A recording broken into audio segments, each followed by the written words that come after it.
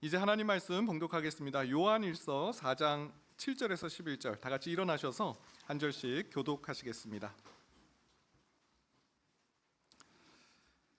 사랑하는 자들아, 우리가 서로 사랑하자. 사랑은 하나님께 속한 것이니 사랑하는 자마다 하나님으로부터 나서 하나님을 알고 하지 아니하는 자는 하나님을 알지 못하나니 이는 하나님은 사랑이심이라. 하나님의 사랑이 우리에게 이렇게 나타난 바 되었으니 하나님이 자기의 독생자를 세상에 보내심은 그로 말미암아 우리를 살리려 하심이라. 사랑은 여기 있으니 우리가 하나님을 사랑한 것이 아니요 화목제물로 그 아들을 보내셨습니다. 함께 봉독합니다. 사랑하는 자들아, 하나님이 이같이 우리를 사랑하셨은즉 우리도 서로 사랑하는 것이 마땅하도다. 아멘. 자리에 앉으시겠습니다. 영국의 기독교 철학자죠. C.S. 루이스라는 사람이 있습니다. 순전한 기독교, 스크루테이프의 편지, 아주 좋은 주옥 같은 그런 책을 쓴 분인데요. 네 가지 사랑이라는 책을 이분이 또 쓰셨습니다. 네 가지 사랑, 인간의 사랑, 사람의 사랑을 네 가지로 분류를 해서 이 사랑이 어떤 사랑인지를 이제 소개하고 설명하는 그 책의 내용입니다. 네 가지 사랑은 뭔가? 첫 번째는 애착이에요. 애착이라는 것은 심취하는 것, 우리가 어떤 대상에 푹 빠지는 것을 애착, 좋아하는 단계를 넘어서 이건 내가 최애, 내가 너무 사랑하는 거야 라는 그런 애착하는 사랑이 있다는 것이죠. 대표적인 게 스포츠가 아닐까 생각해 봅니다. 제 주변에 하나 이글스 팬들이 많으세요. 이분들이 요즘 아주 살맛이 난다는 그런 표정을 많이 짓습니다. 그래서 너무 잘하니까 이젠 응원하다가 너무 지쳤다, 예전처럼 졌으면 좋겠다, 이런 얘기도 막 하시더라고요. 하나 이글스 팬들은 정말 대단한 것 같아요. 정말 그만큼 이 프로팀을, 이 프로야구팀을 사랑하는 그런 사랑이 있죠. 야구만 그렇습니까? 등산 좋아하시는 분들 여기도 많이 계실 줄 압니다. 가정도 없이 그냥 등산, 산이면 그냥 푹 빠져 계신 분. 자동차, 우리 남자분들은 또 자동차에 또 심취하면, 오디오 이런 데 또 심취하면 또 집도 판다고, 오디오 사면서 집을 판다는 얘기를 들어본 적이 있습니다. 이상한데요, 좀. 연예인. 여러분, 이런 애착의 사랑의 특징은요, 사랑은 사랑인데 부족한 사랑이에요. 이 애착은 조금만 이제 자칫 잘못하면 중독이 될 수 있어요. 거기서 빠져나오질 못해요. 그래서 소중한 가족들 다 팽겨쳐치고 그 사랑에 심취하는 그런 애착의 사랑이 있습니다. 온전한 사랑에서 한참 부족한 인간의 사랑이라는 것이죠. 두 번째 인간의 사랑은 우정을 말합니다. 우정도 사랑이죠. 사무엘상 20장에 보게 되면 요나단이라는 사람이 나오는데, 어쩌면 자신의 정치적 라이벌이라 할 수 있는 다윗을 자기의 생명처럼 사랑했다라는 그런 대목이 나옵니다. 두 사람의 이 우정을 사랑이라고 표현하고 있어요. 요나단은 정말 이 다윗을 위해서라면 자기의 왕위까지도 내어줄 만큼 그런 숭고한 사랑을 했습니다. 여러분, 그런데 이 우정도요, 한계가 있는 사랑입니다. 혈연, 지연으로 이렇게 처음에는 좋게 시작해요. 우리가 남이가 하면서 이런 어떤 학교에서 만난 또 동양 사람들끼리 우정을 키워나갑니다. 그런데 이 단체, 이 모임, 이렇게 만남 가운데 이권이 개입하고 여기에 뭔가 이렇게 권력이 들어가면 이거는 아주 강력한 힘을 발휘하는 불의의 카르텔이 되어버리는 일들을 보게 됩니다. 우정, 그 순수한 우정이라면 좋지만 자칫 이것이 이권에 개입되고 불의의 어떤 모임으로 되는 일들이 지금 비일비재 이 사회에서 보여지는 대목이죠. 세 번째 사랑이 있는데요, 에로스의 사랑입니다. 너무 잘 아는 내용이죠. 남녀 간의 이 성적 이끌림의 사랑을 에로스의 사랑이라고 합니다. 이 사랑은 강력하죠. 우리의 눈을 멀게 합니다. 그래서 연애할 때 이 남자친구가 그냥 남자가 아니에요. 백마탄 왕자. 여자친구가 그냥 여자가 아니에요. 잠자는 숲속의 공주. 다 이뻐 보여. 막 잠꾸러기 막 하면서, 미인은 잠꾸러기 하면서 막 그런데 이 에로스의 사랑도 한계가 있죠. 콩깍지가 떨어질 그날이 와요. 그러면 그 백마 탄 왕자는 어디 가고 백마만 있어요. 밥만 먹어 그냥. 백마만. 잠자는 숲속의 공주는 어디 가고 잠만 자요. 에로스의 사랑 한계가 있고요. 몇 개월 못 가는 그런 사랑인 거죠. 네 번째 인간의 사랑인데 자비의 사랑입니다. C.S. 루이스는 이 자비의 사랑을 가장 숭고한 인간의 사랑이라고 말합니다. 그도 그럴 것이 자비라는 것은요, 나한테 어떤 대가를 바라지 않고 베푸는 사랑이에요. 부모의 사랑이 그렇죠. 자녀에게 뭔가 대가를 바라지 않고 헌신적인 사랑을 베풉니다. 또 제가 아는 어떤 집사님은 이 길고양이를 너무 사랑하세요. 그래서 길고양이가 어디 이렇게 버려져 있으면 집에 데려와서 먹이고 또 주인을 찾아주는 일. 여러분, 길고양이에게 뭘 바라는 게 있어서가 아니잖아요. 숭고한 사랑을 베푸는 것이죠. 그런데 이 자비의 사랑 역시 인간의 사랑이기 때문에, 자신의 필요에 의한 사랑이기 때문에 그 한계가 있습니다. 자기를 채우는, 자기를 사랑하는 그 범주 안에서 벗어나지 못한다라는 것이죠. 인간의 이 네 가지 사랑, 한계가 있는 사랑이고 완전하지 않는 사랑입니다. 우리는 이 책을 보지 않더라도 사람의 사랑이 얼마나 제한적이고 한계가 있는지를 우리는 잘 알고 있습니다. 여러분, 이 드라마에서 사랑의 이야기를 한번 들어보세요. 왔다 갔다 합니다. 사랑이 변하니? 이런 대사가 있잖아요. 그러면 우리는 사랑은 변하지 않는 거야 막 이렇게 생각하고, 그래, 사랑은 절대 불변하지. 근데 어느 날 TV를 보니까 사랑은 움직이는 거야. 무슨 광고에서 그런 말이 나오더라고요. 사랑은 움직이는 거야. 시대에 따라서 사랑의 정의가 바뀌어 버려요. 사람들의 어떤 기호와 코드에 맞춰서 이 세상은 이 사랑의 정의조차 바꾸어 버린다라는 거죠. 무슨 뜻입니까? 그 사랑은 완전하지 않다라는 거예요. 그 사랑이 온전하지 않다라는 거예요. 그저 사랑의 일면만을 부각시킬 뿐이지 그 사랑의 온전함, 그 통전적인 사랑을 보여주고 나타낼 그런 사랑이 세상에는 없다라는 것이죠. 그런데 그런 사랑을 보여주시는 분이 계신데 바로 하나님이세요. 오늘 본문에 보겠습니다. 요한일서 4장 8절 말씀에 보니까요, 사랑하지 아니하는 자는 하나님을 알지 못하나니, 사랑하지 않는 사람은 하나님을 모른대요. 왜요? 그 이유는 하나님은 사랑이심이라. 여러분, 이 말씀을 잘 들어보세요. 하나님은 사랑이심이라. 하나님의 본질, 하나님의 속성, 하나님의 이 성품, 이것은 사랑 그 자체라는 말씀이에요. 사랑은 하나님의 일부가 아니라 하나님은 사랑 그 자체라는 말씀이세요. 여러분, 사랑은 하나님은 사랑이세요. 그래서 우리가 사랑을 배운다. 우리가 사랑을 알려면 하나님께로부터 배워야 됩니다. 온전한 사랑을 배워야 됩니다. 세상에 왔다 갔다 하는 사랑, 에로스의 사랑, 이럴 줄 몰랐어, 후회하는 사랑이죠. 애착의 사랑, 내가 이거 사랑이라고 생각했는데, 이걸 하면 내가 힐링이 되라 생각했는데 어느새 보니까 내 소중한 가족들 다 없어요. 여러분, 그런 사랑에 속아서는 안 돼요. 우리는 진정한 사랑, 하나님 안에서의 사랑을 배우고 알아가야 된다라는 것이죠. 오늘 바로 그 말씀입니다. 사랑을 배우다. 오늘 세 가지 이 하나님의 사랑을 배울 텐데요. 첫 번째는 보내신 사랑이에요. 하나님의 사랑 첫 번째 특징, 보내신 사랑이다. 누구를 보내셨는지 살펴보겠습니다. 여러분, 우리가 하나님의 사랑을 알 수 있는 방법은 없어요. 하나님이 그것을 보여주실 때까지는 우리는 하나님을 볼 수 없기 때문에 하나님이 우리를 사랑하시는지 아니 사랑하시는지 알 수 없어요. 하나님이 사랑이시다라는 것은 하나님께서 그 사랑을 나타내셨기 때문에 그래요. 하나님께서 어떻게 나타내셨는지 보겠습니다. 요한일서 4장 9절 말씀에 보겠습니다. 하나님의 사랑이 우리에게 이렇게 나타난 바 되었으니. 하나님의 사랑이 나타났대요. 어떻게 나타났습니까? 하나님이 자기의 독생자를 세상에 보내심은 그로 말미암아 우리를 살리려 하심이라.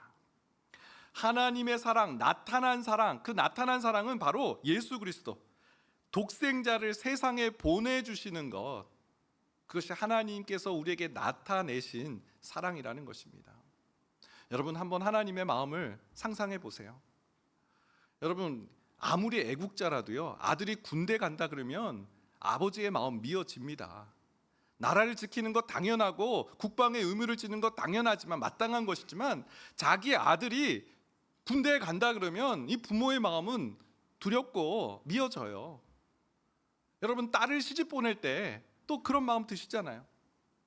이 귀한 딸을, 사이가 아무리 소중하다 할지라도 딸을 보내는 그 아비 어미의 마음은 찢어지죠. 하나님의 마음도 그러지 않으셨을까요? 독생자 그 하나뿐인 예수 그리스도, 삼위의 하나님, 늘 이 일체이신 하나님께서 이 낮고 낮은 땅에 하나님께서 보내셨을 때, 여러분, 이곳이 어떤 곳입니까? 냄새나고 악하고 그런 곳에 예수님이 파송받아 오신 거예요. 그냥 오셨습니까? 로마서 5장 8절 보세요. 우리가 아직 죄인 되었을 때 그리스도께서 우리를 위하여 죽으심으로 하나님께서 우리에 대한 자기의 사랑을 확증하셨느니라. 대속제물로 보내주셨어요. 하나님께서 아들을 보내실 때는 대속제물, 죽임을 당하는 것을 각오하시고 죽임을 당할 것을 전제하시고 보내주신 사랑이라는 거예요. 우리가 그 사랑을 받고 있다라는 것이죠. 여러분, 우리는 그 사랑을 받고 있어요. 하나님께서 그 아들을 보내주셔서 우리를 살리려고 그 아들을 우리에게 보내주신 그 사랑, 보내주신 사랑을 우리는 맛보고 있고 경험하고 있고 누리고 있는 거예요. 한 신학교에서 있었던 일인데요, 어느 학생이 갑자기 돌연 손을 들고 교수님 질문이 있습니다 그런 거예요. 그래서 질문이 뭔가 그랬더니 교수님 공부는 왜 하는 겁니까? 그런 질문을 했대요. 신학교에서 신학생이 손을 들고 공부는 왜 하는 겁니까? 교수님이 이상하게 생각하고 무슨 이유인지 물어봤어요. 그랬더니 이 신학교에 갔는데 부모님이 이 신학 공부하는 걸 반대하는 거예요. 너는 지금 세상이 어떤 세상인데 성공해야지, 출세해야지, 다른 공부를 하라고 계속 다그치신다는 거예요. 자기는 그거에 대한 마음이 조금도 없는데 난 이 공부를 하고 싶은데, 그러면서 왜 공부를 해야 되는지 그렇게 질문을 한 거죠. 그때 교수님이 이런 대답을 주셨어요. 학생, 왜 공부를 하냐고요? 열심히 공부하십시오. 죽도록 최선을 다해서 공부하십시오. 그래서 맡겨진 분야, 어떤 분야든 최고의 자리가 서서 설 수 있을 만큼 열심히 하십시오. 그리고 학생이 얻은 그 지식을 가장 낮은 사람들, 약자를 위해서 사용하십시오. 그것이 예수를 믿는 사람이 공부를 하는 이유입니다. 저는 이 어떤 예화를 한 주간 계속 묵상해 봤어요. 여러분, 공부만 그렇습니까? 일하는 이유도 마찬가지예요. 왜 일을 합니까? 우리가 왜 열심을 다해서 일을 해요? 최선을 다해서 일해야 됩니다. 우리는 세월을 허비하지 않고 최선을 다해서 지식을 얻고 또 열심히 일을 해서 결과를 내야 돼요. 그걸 통해서 무엇을 위해? 가장 낮은 자리에 가서 거저주는 거죠. 값없이 주는 그 삶을 실천하는 것, 그것이 예수님을 믿는 사람의 삶이라는 거예요. 바로 예수님의 성육신적인 삶이 바로 그것을 나타내시잖아요. 가장 높고 높은 하늘 보좌에 계신 하나님께서 낮고 낮은 이 땅에 오신 이유, 사랑을 받을 만한 조금의 가치도 없는 우리를 위해 그 사랑을, 그 완전한 사랑을 보여주셨기 때문에 우리도 그 사랑을 하기 위해 달려가는 것이죠. 여러분, 세상의 메시지는 정반대입니다.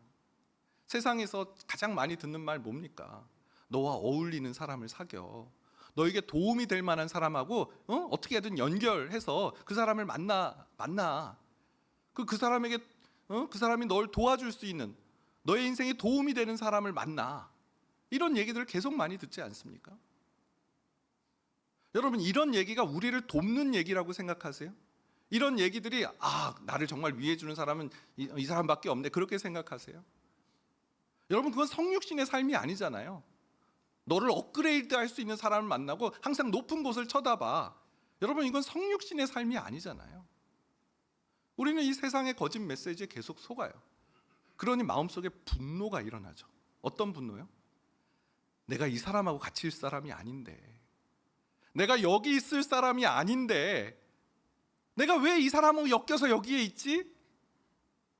직장에 가도 여기에 있는 사람은 내가 뭘 해도 하나도 고마워하지 않고 나는 여기에 있을 사람이 아니야. 가족도 그렇게 보이고. 여러분, 우리가 세상의 메시지에 속고 있는 거예요. 그건 사랑의 메시지가 아니에요. 하나님은 우리를 보내셨어요. 하나님은 예수님을 보내셨어요. 우리에게. 낮고 낮은 우리에게 보내셨어요. 여러분, 우리 질문을 바꿔야 돼요.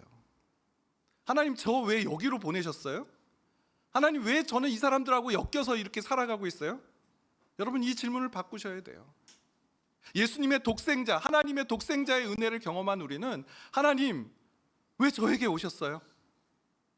왜 죄인된 저에게, 정말 하나님께 잘하는 거 없는 저에게 이렇게 찾아오셨어요? 그리고 그 사랑을 베풀어 주셨어요. 주님, 저도 예수님처럼 살아갈 수 있도록, 주님, 저를 이곳에 보내셨다면, 예수님이 이 땅에 오신 것처럼 저를 이곳에 보내셨다면 저도 그 사랑을 예수님처럼 할 수 있기를 원합니다. 여러분, 우리는 주님의 보내신 사랑을 받은 사람들입니다. 그러면 우리가 하나님께서 우리를 보내신 자리에서 그 사랑을 드러내며 나타내는 하나님의 종들인 줄 믿습니다.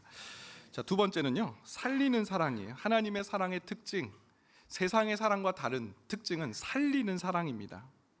여러분, 꽃다발에 꽃이 있을 때는 막 시들어가고 있는 거잖아요. 근데 이 꽃다발 꽃을 물병에 탁 넣는 순간 놀랍게도 이 꽃이 막 살아나는 것을 보게 됩니다. 하나님의 사랑이 바로 그거예요. 하나님의 사랑의 목적, 하나님의 사랑의 결과는 우리의 살아남이에요. 살아남. 요한일서 4장 9절 다시 한번 보겠는데요. 하나님의 사랑이 우리에게 이렇게 나타난 바 되었으니 하나님이 자기의 독생자를 세상에 보내심은 그 목적이 이제 나와요. 그 결과가 이제 나와요. 그로 말미암아 우리를 살리려 하심이라. 여러분, 우리는 죽었던 자예요. 허물과 죄로 죽었던 자예요. 우리는 날 때부터 죄인인 원죄를 갖고 태어났고 늘 죄를 생각하고 죄의 열매를 맺는 어쩔 수 없는 고질적인 죄의 나무와 같은 인생이 바로 우리였어요. 그런데 예수님이, 하나님께서 그 예수님을 이 땅에 보내주심을 통해서 우리 안에 이 덕지덕지 붙어있는 죄의 사슬들을 다 끊어내셨어요. 그리고 우리를 자유케 해주셨어요. 죄로부터 우리를 구원해 주셨어요. 우리를 살려주셨어요. 여러분, 하나님께서 우리를 살려주신 거예요. 우리는 이 하나님의 사랑을 통해서 살아남이 무엇인지를, 우리가 어떤 죄로부터 구속받지 않을 수 있는 그 자유함을 누리게 되었다라는 거예요. 여러분, 그런데 세상의 사랑은 어떻습니까? 세상의 사랑은요, 이와 같이 살리는 사랑이 아니에요. 반대로 죽이는 사랑입니다.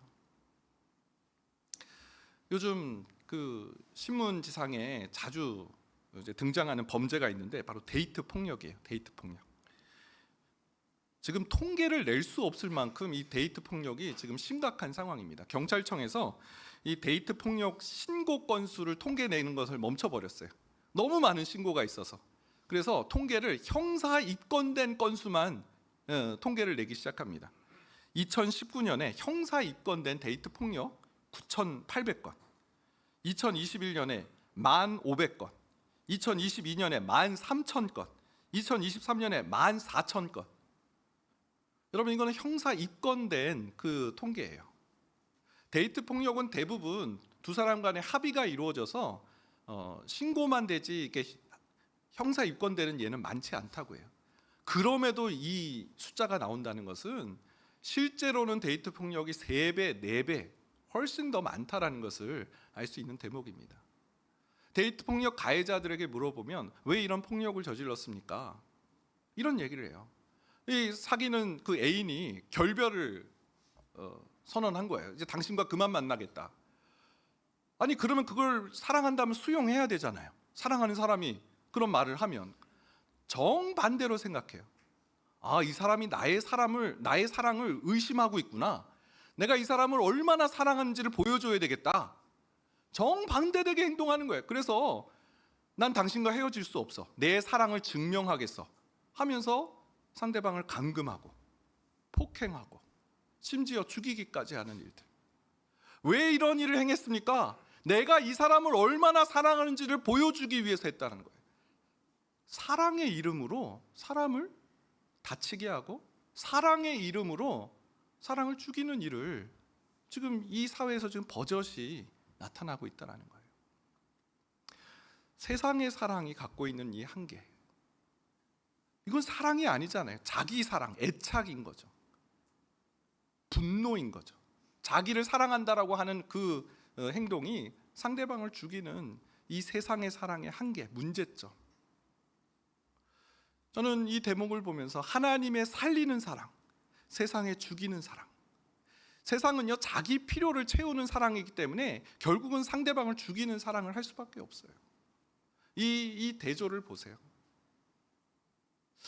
저는 우리가 복음을 전하는 그런 아주 중요한 어떤 메시지가 여기에 있겠다라는 생각을 해봅니다. 어제 이 자리에서 그 단기 선교팀 준비 모임을 했어요. 그래서 선교 특강을 했습니다. 선교 특강 주제가 탈기독교 시대의 전도 전략, 뭐 이런 틴켈러 목사님 책을 가지고 나누었어요. 탈기독교 시대라는 거예요. 오늘날 탈기독교 사회라는 건 뭐냐? 기독교의 가치관, 기독교의 세계관들이 점점 줄어들고 있는 이 시대 속에서 새로운 전도 전략이 필요하다라는 그런 책의 내용입니다. 왜 새로운 전도 전략이 필요한가? 과거에는요, 사람들이 기준이 있었어요. 옳고 그름의 기준에 대해서 수용했어요. 그래, 절대적인 기준이 있어. 옳고 그름의 기준이 있어. 그리고 그 옳음에서 미치지 못하면, 그 옳은데 그 기준을 지키지 못하면 그건 죄고, 죄는 벌을 받는 거고, 그래서 지옥에 가는 거 그게 맞아 라는 그런 전제, 그런 사고방식들이 모더니즘 시대, 전통사회에서는 있었어요. 그런데 지금 시대가 바뀐 거예요. 포스트 모더니즘 시대, 절대적인 기준을 인정하지 않아요. 상대주의, 모든 것은 다 상대적인 거야. 나한테 맞는 게 진리야. 그래서 진리라는 말을 이때 쓰잖아요. 카푸치노가 진리야. 뭐. 취향이 진리가 됐어요. 그런 시대 속에서 죄를 이야기한다? 내가 왜 죄인이에요? 난 저 사람보다 더 훨씬 난 사람이에요. 뭐 천국이 있다고요? 지옥이 있다고요? 그걸 어떻게 알아요? 상대주의 이 사회 속에서는 사후세계, 죄 이런 얘기를 받아들이지 않는 거예요. 그래서 틴켈러 목사님이 새로운 전도 전략이 필요하다라는 그 내용인 거예요. 그리고 이 새로운 전도 전략이 뭔가 봤더니 문화 비평적인 전도다라는 그런 제시를 하더라고요. 문화 비평 전도가 뭡니까? 이 포스트 모더니즘 시대의 그 상대주의 시대 속에 있는 그 세계관이 얼마나 허약한 세계관인지, 그것이 얼마나 결핍이 많고 부족한 세계관인지를 알려주는 거라는 거예요. 상대주의, 그게 참 좋아 보이냐는 거죠. 내가 원하는 게 진리야. 난 남들이 못하는 그냥 내 방식대로 살래. 그게 내 스타일이야. 누가 뭐라고 나한테 할 수 있겠어? 자유로워 보이고 내가 뭐든지 할 수 있어 보이는 그 방식이 과연 옳으냐는 거예요. 그것이 과연 우리를 살리는 거냐는 거죠. 절대 그렇지 않다는 거예요. 우리는 그 상황 속에서 혼란스러울 수밖에 없어요. 이게 과연 맞을까? 이게 나한테 과연 맞을까? 뭔가 더 새로운 게 나오면 이게 아닐까? 우리는 갈팡질팡할 수밖에 없어요. 그리고 무엇보다 상대주의 그 철학에서 가장 큰 약점은 고난에 대해서 설명할 수 없다는 거예요. 인생에 찾아오는 그런 역경, 고난에 대해서 피해라, 도망쳐라, 너가 싫으면 그건 벗어나라, 이런 얘기만 할 수 있지, 고난에 대해서 통과하고 고난을 통해서 우리가 단련되고 고난을 통해서 하나님께서 구원자로 나타나심을 경험할 수 있다? 이런 얘기 못해요. 상대주의는 고난에 대해서 말을 못합니다. 그래서 이 문화 비평 전도, 이 세대가 갖고 있는 이 세계관, 철학관이 얼마나 이 철학이 허약한지, 그리고 우리가 믿는 이 구원, 흔들리지 않는 이 옳음에 대한 기준을 갖고 살아가는 것이 얼마나 우리의 인생에 든든한 반석이 되는지를 전해주는 것, 그게 오늘날 필요한 전도 전략이라는 것이죠. 50분 동안 얘기한 거를 지금 한 5분 만에 그 이야기를 하고 어제 이 말씀을 보는데, 사랑도 마찬가지인 거예요. 죽이는 사랑이에요. 세상의 사랑은, 세상에서 말하는 이 사랑의 메시지는 자기의 필요를 채우는 그런 사랑이기 때문에 상대방이 어찌되든 폭행을 하든 그게 내 사랑이다라고 말하는, 그걸 허용하고 있는 사랑이라는 거죠. 그런데 하나님의 사랑은요, 이 사랑을 경험한 자는 살아나는 사랑이에요. 죄로부터 벗어나는 진리 위에 선 그런 사랑이기 때문에 이 사랑은 틀림이 없고 완전한 사랑이다라는 것이죠. 여러분, 우리는요 세상을 놀래키는 사람들입니다. 그 고난 가운데도 어떻게 그렇게 웃을 수 있어요? 어떻게 그렇게 섬길 수 있어요? 세상이 알 수 없는 그 사랑, 이 하나님의 사랑을 경험한 자만이 보여줄 수 있는 그 사랑, 그 살리는 사랑을 보여주고 또 나타내는 모든 성도 되시길 축원드립니다. 마지막 세 번째는요, 조건 없는 사랑입니다. 하나님의 사랑의 세 번째 특징, 조건 없는 사랑이에요. 조건 없는 사랑을 다른 말로 하면 선물로 주는 사랑이에요. 기프트 사랑. 세상의 사랑은 니드 사랑이에요. 니드 러브라 그래요. 내 필요를 채우는 사랑이 세상의 사랑이라면 하나님의 사랑은 정반대, 그냥 주는 사랑이에요. 기프트 사랑. 여러분, 오늘 10절 말씀에 이 사랑에 관한 너무나 중요한 말씀, 너무나 귀한 말씀을 같이 한번 읽어보도록 하겠습니다. 읽겠습니다. 시작. 사랑은 여기 있으니 우리가 하나님을 사랑한 것이 아니요 하나님이 우리를 사랑하사 우리 죄를 속하기 위하여 화목제물로 그 아들을 보내셨습니다. 여러분, 이 첫 구절을 보세요. 사랑은 여기 있으니. 사랑 어디 가서 딴 데 가서 찾지 말라는 거예요. 사랑이 여기에 있다. 이것이 사랑이다. 야, 사랑은 무엇입니까? 여기 있다. 우리가 하나님을 사랑한 것이 아니요, 우리는 하나님 사랑하지 않았어요. 근데 하나님께서 우리를 사랑하셔서 독생자를 보내주신 것이 바로 사랑이다. 사랑의 본질이다. 여러분, 하나님의 사랑은 우리가 사랑하지 않았음에도 불구하고 우리를 사랑하신 사랑이에요. 여러분, 이 말씀을 오해하지 않으셨으면 좋겠어요. 아, 그래요? 그러면 나는 하나님 사랑 안 해도 되겠네요? 하나님은 사랑이 조건 없는 사랑이라면서요. 그러면 하나님은 우리를 사랑하더라도 나는 뭐 그렇게 하나님 사랑하지 않아도 되겠네요. 여러분, 그런 뜻이 아니에요. 여러분, 사랑이라는 것은 인격적인 거예요. 인격적인 거. 우리가 사랑을 할 때는 기대감을 가지고 사랑을 합니다. 그렇죠? 하나님도 마찬가지세요. 하나님이 세상을 이처럼 사랑하사 독생자를 주셨어요. 그러면서 그 기대하시는 바를 설명하시는데, 이는 그를 믿는 자마다 멸망치 않고 영생을 얻게 하려 하심이라. 하나님은 사랑을 베풀어 주셨어요. 독생자를 보내주셨어요. 그리고 기대하세요. 멸망의 길을 가지 않기를, 영생의 삶을 살아가기를, 영원히 죽지 않은 영원한 생명의 삶을 살아가기를 기대하세요. 그런데 하나님께서 그 기대감이 깨어지고 무너진다 할지라도, 그 기대감이 충족되지 않고 그 기대감에 응답하지 않는다 할지라도 설령 그럼에도 하나님께서는 끝까지 사랑하신다, 조건 없이 우리를 사랑하신다라는 그런 뜻입니다. 우리가 하나님 사랑 안 해도 된다라는 뜻이 아니라, 우리가 그 하나님의 사랑에 기대하지 못하더라도, 부응하지 못한다 할지라도 하나님 변함없이 우리를 사랑하신다라는 거예요. 여러분, 부모의 사랑이 이와 비슷한 사랑 아닐까요? 여기 부모님들 많이 계실 텐데요. 자녀가 있어요. 그러면 사랑을 주잖아요.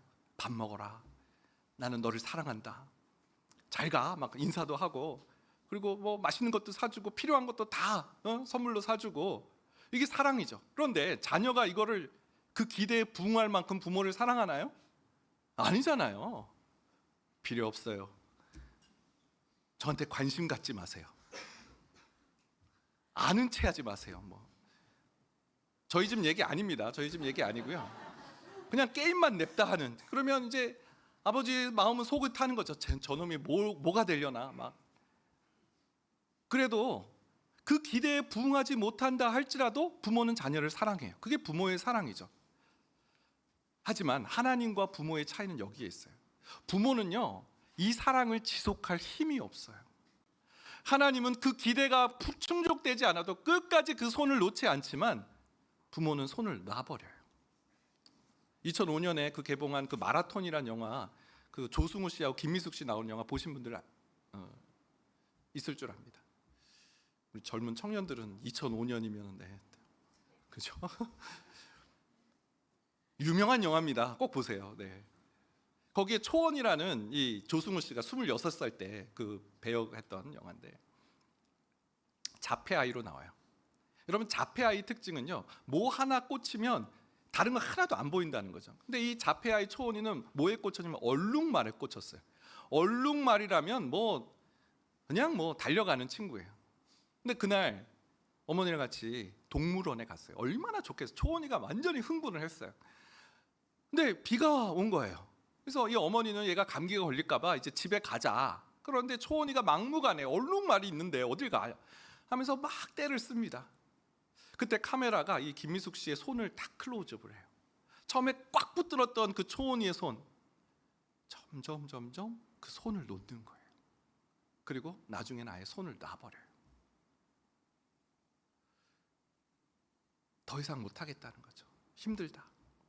초원이는 그래서 막 동물원을 막 이제 헤집고 다닙니다. 그 김민숙 씨는 나중에 정신을 퍼쩍 차리고 내가 이러면 안 되지 하면서 다시 초원이를 찾아서 집으로 돌아와요.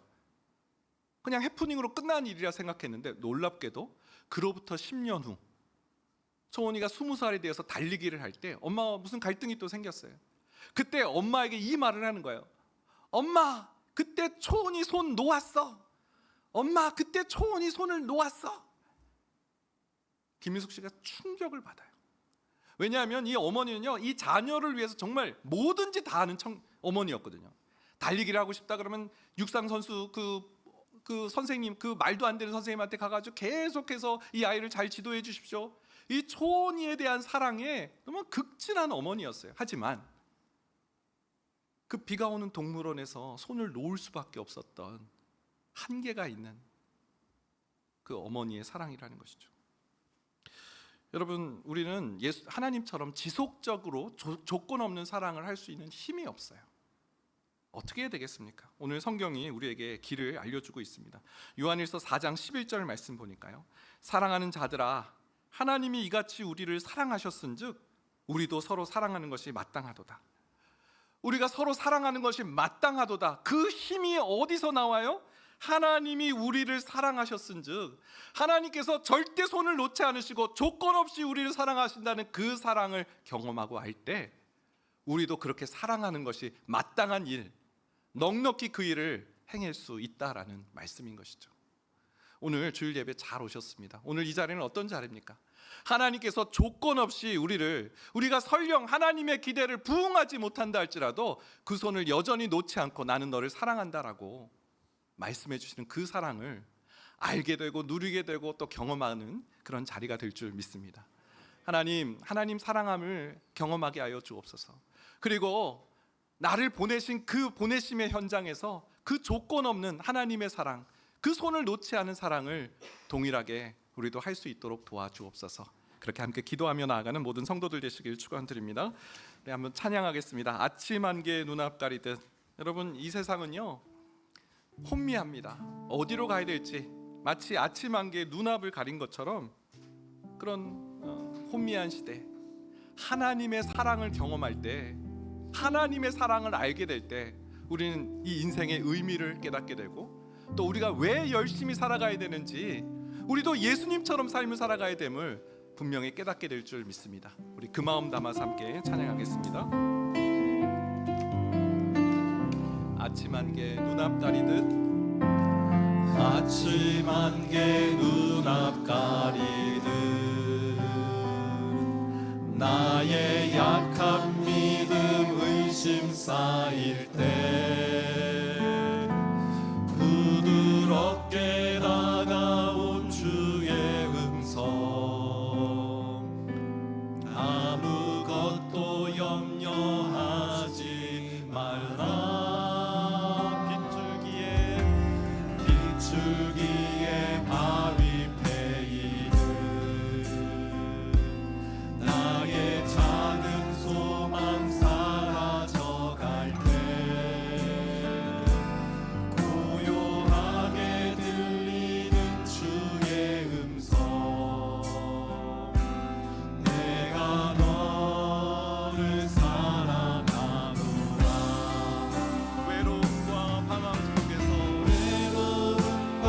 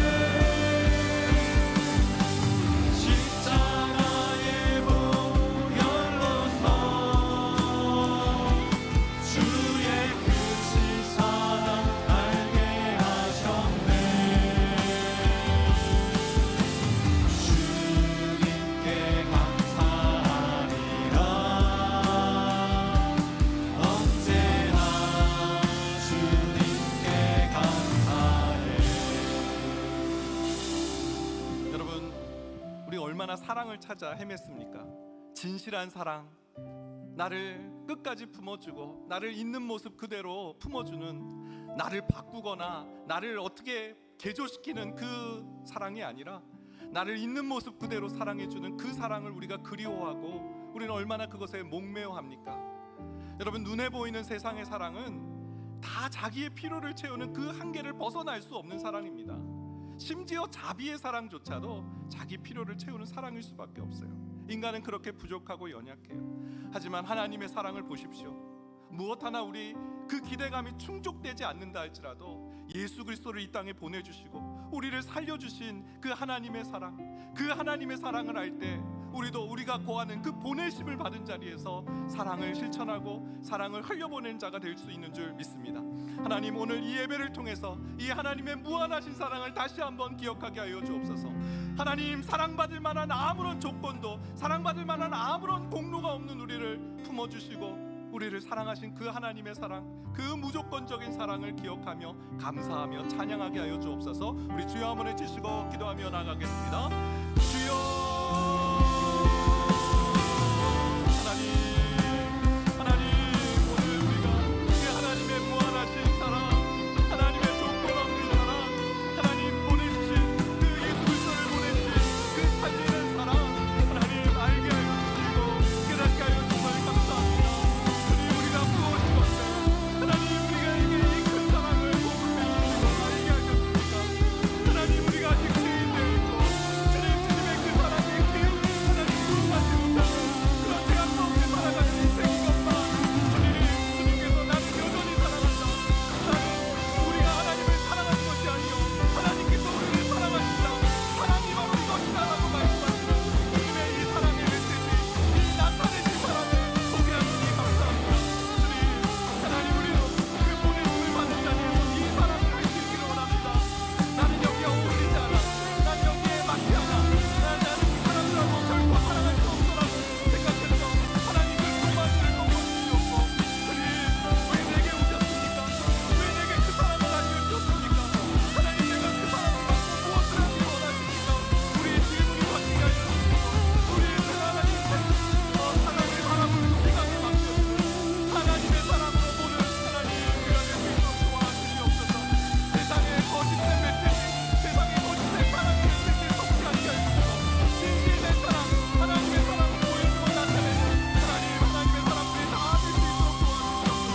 특별히 우리 청년들, 하나님 이 시대의 매체, 하나님 나는 그 사랑의 메시지에 속지 않게 하여 주옵소서.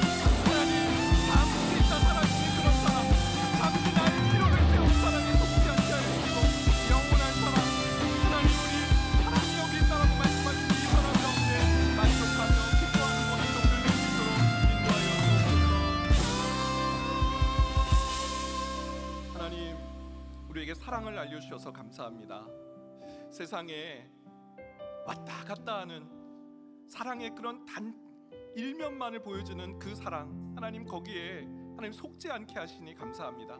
오늘 사랑의 진수, 사랑의 정수가 무엇인지, 하나님 사랑이 여기 있다, 우리가 하나님을 사랑한 것이 아니라 하나님이 우리를 사랑하셔서 독생자를 화목제물로 보내주셨다, 이것이 바로 사랑이다라고 알려주시니 하나님 이 사랑을 묵상하고 이 사랑 받음을 찬양하며 감사하며 또한 우리를 보내신 그 자리에서 이 예수 그리스도의 사랑, 하나님의 사랑을 실천하고 흘려보내는 모든 믿음의 종들 될 수 있도록 인도하여 주시옵소서. 지금은 우리 주 예수 그리스도의 은혜와 하나님의 그 크신 사랑하심과 성령님의 인도, 교통, 위로하시는 놀라우신 은총이 보내신 자리에서 이 하나님의 사랑을 흘려보내고 실천하기로 마음에 다짐하는 이곳에 모인 모든 주님의 권속들 머리 위에 이제로부터 영원까지 함께 하시길 축원하옵나이다. 아멘.